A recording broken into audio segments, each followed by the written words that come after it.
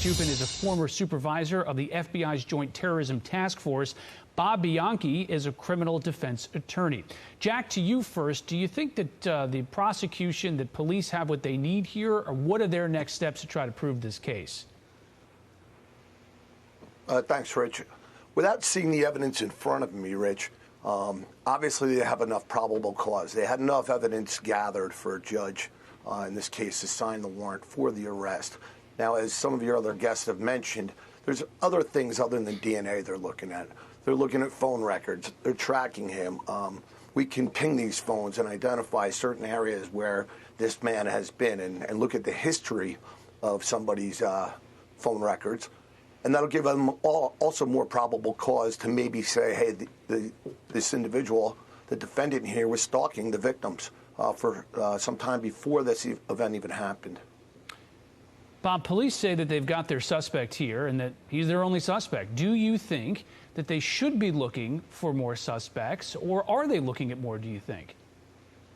Absolutely. As a former homicide prosecutor, we do that for two reasons. One, to make sure there's not another suspect. But two, when you go to trial, and we would talk to our investigative staff, and sometimes there'd be some tension there, we have to eliminate every single possibility that a defense attorney is going to say they went to a certain conclusion and then disregarded the possibility of all other things. So one, you do it for the health of the investigation, and two, tactically, you're doing it to eliminate defense arguments down the road. And secondarily, the prosecutors right now want to make sure they're looking at the case, even if they have enough evidence. I agree. We don't have the affidavit, so we don't know exactly what's there. But they're not only looking at proving the case beyond a reasonable doubt, but they're also anticipating what will the defenses be in the case. Could it be an insanity, a passion provocation? In some instances, people argue self-defense. It could be it's not me. And what prosecutors do is they want to continue to develop that evidence so they can also eliminate what they anticipate will be the potential defenses at trial.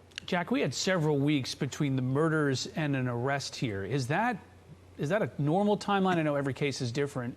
But what do you think took this long to get a suspect?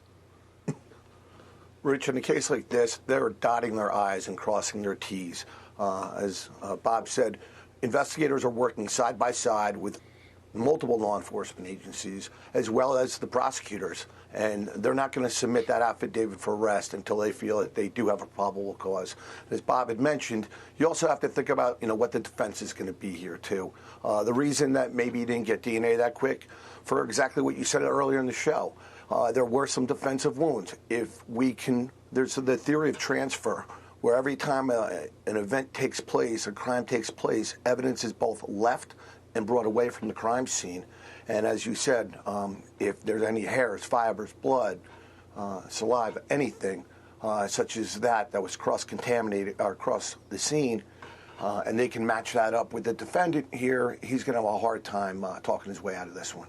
So, Bob, defense attorneys are very likely going to point out that the police have yet to establish a motive. They have yet to come up with a murder weapon, and also very likely could argue that maybe he was in the house before the murders, and his DNA, it's a college house. People go all the time. What do you think defense attorneys are going to be pointing out here? What kind of case are they trying to build?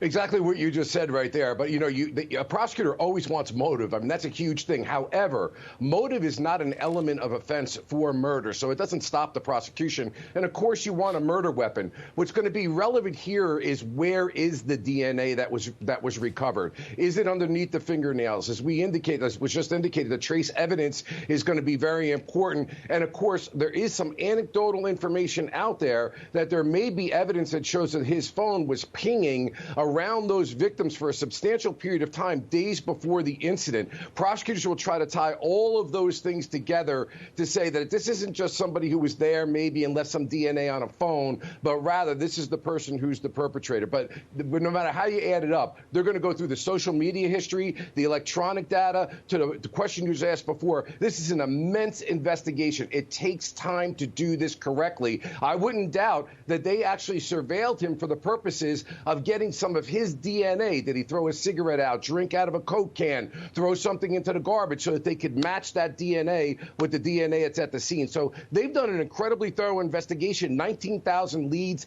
tens of thousands of cars. This guy is in the vicinity. I heard that he was on one of the victim's social media accounts here. Stitch by stitch, prosecutors going to say that's not an innocent, accidental thing. This is a purposeful, intentional, premeditated murder. Therefore, in my mind, the only question left is it a death penalty case or not. Bob Bianchi, Jack Jupin, thanks so much for joining us this afternoon. Thank you.